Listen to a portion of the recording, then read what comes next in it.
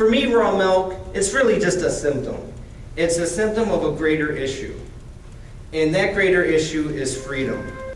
All right, we have a lot of politicians and not enough statesmen. And when people get into government, and maybe I know it's against my conscience and my oath, but I'll just let it pass. When they do that, it affects a lot of people. It affects your freedom. It affects your life. And for people like me and a lot of other people who have health conditions that require them to eat raw food, particularly raw milk, it means a lot to them. You take raw milk away from me, it's going to be to the death. I don't want to live with these painful symptoms. Who am I hurting? I'm not hurting anyone.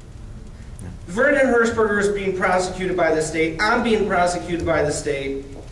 Not one person has come forward, all right, to sign a complaint against us. The state is doing this by their own accord. And everyone needs to call DAPCAP, the Department of Agriculture, Trade, and Consumer Protection, and tell them no more. This needs to stop.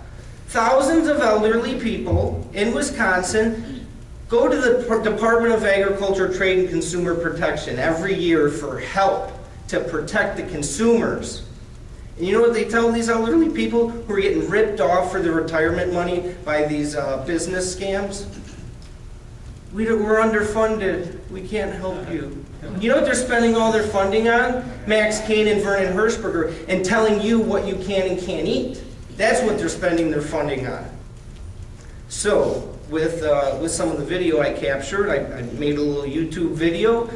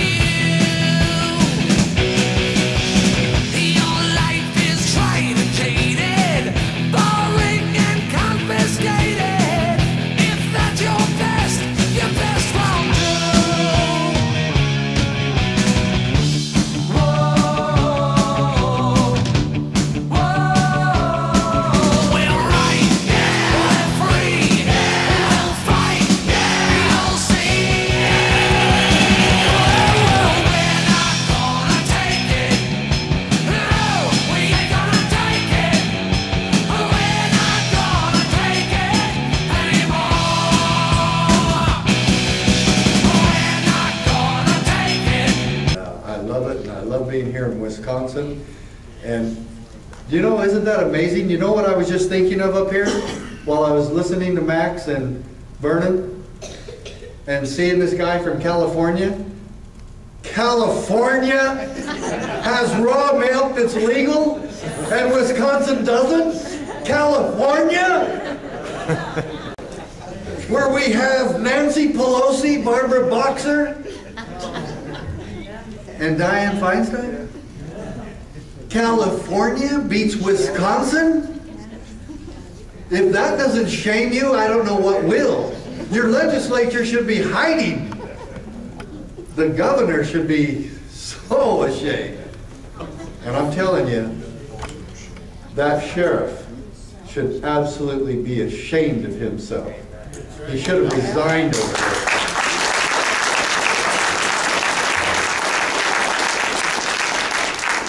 Just doing my job? Are you kidding? An oath taker saying he's there just following orders? Do you know who can give your sheriff orders? You. That's it. He doesn't, if he gets a court order from a judge and it's unconstitutional, he's supposed to obey it? No. Because he took an oath and he promised you that he would follow the Constitution. I'm just here doing my job. I'm here helping the state abuse your property and to ruin your career and your livelihood and traumatize your kids. He should be ashamed of himself. And everybody else there involved absolutely should be ashamed. And I would be, if I was the sheriff there, I would be proud to be standing there in the way, making sure those jerks didn't touch his raw milk.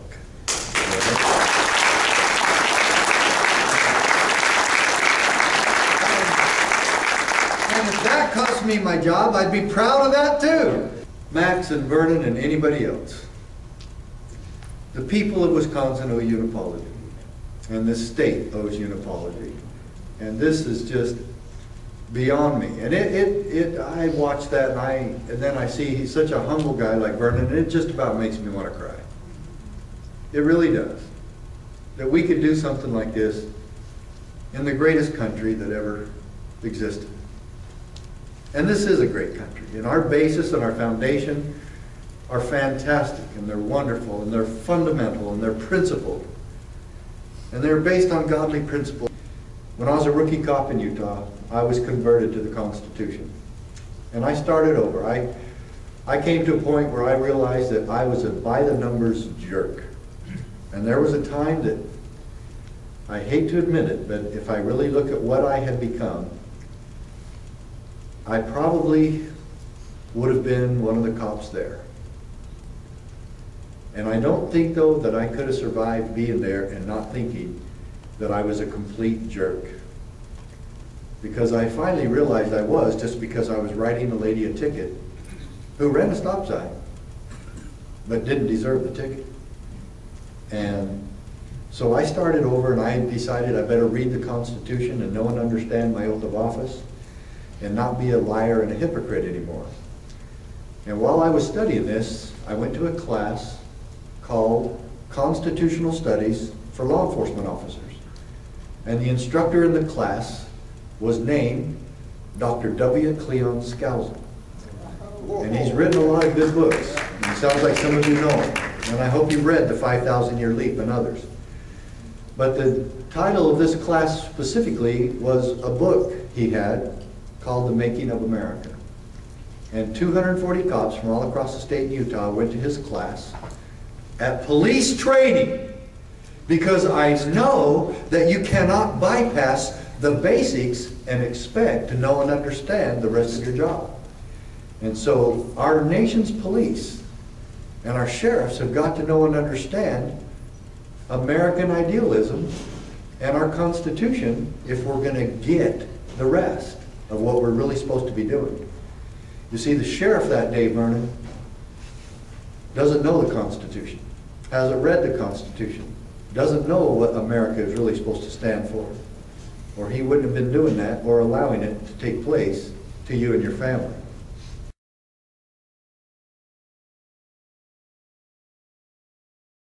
And then, in 1992, I was reelected. And in 1993, something started happening in our country called the Brady Bill.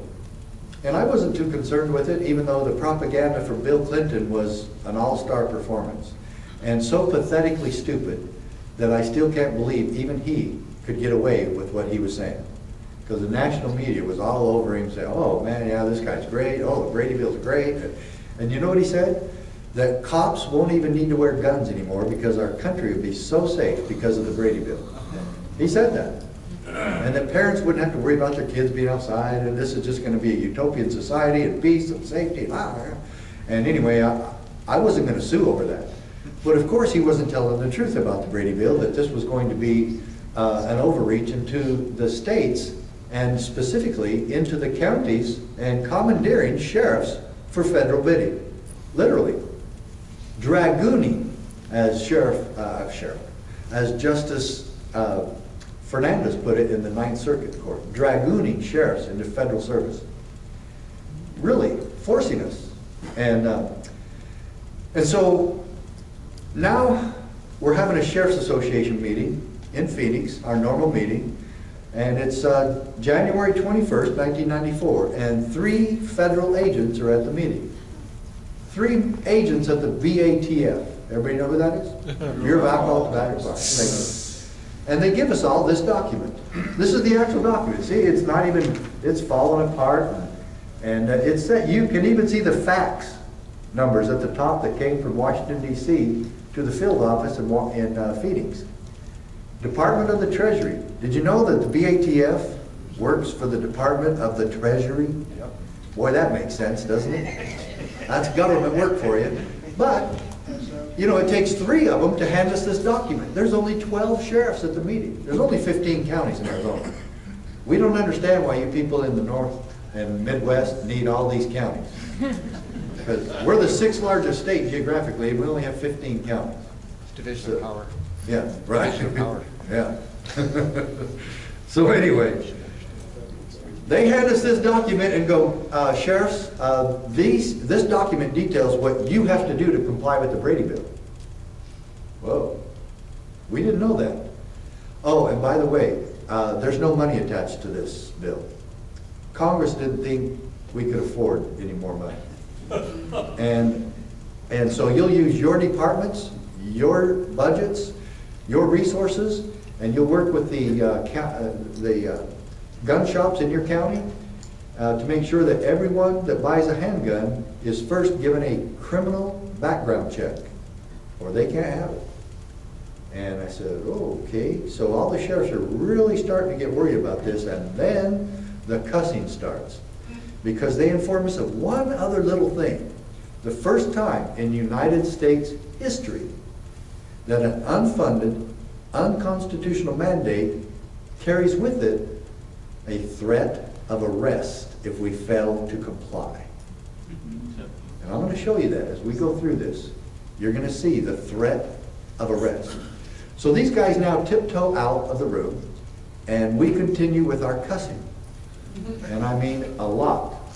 And it's not just coming from me. In fact, most of it wasn't coming from me at all. I was the youngest sheriff in the state at the time. I'm not pushing my weight around. And then we all settle down and they ask, we go around the table, and every sheriff gets an opportunity to say what we should do with the Brady Bill. And man, did I have a suggestion for that. And every sheriff, I remember this comment came up at least 5 or 6 times.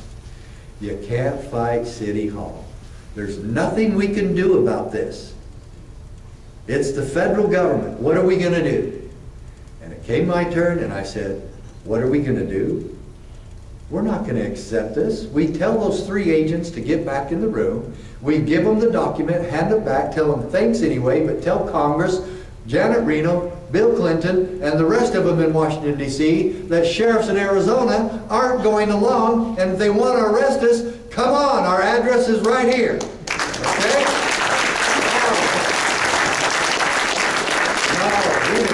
No. I remember one sheriff specifically said, no, that'd probably be setting a bad example.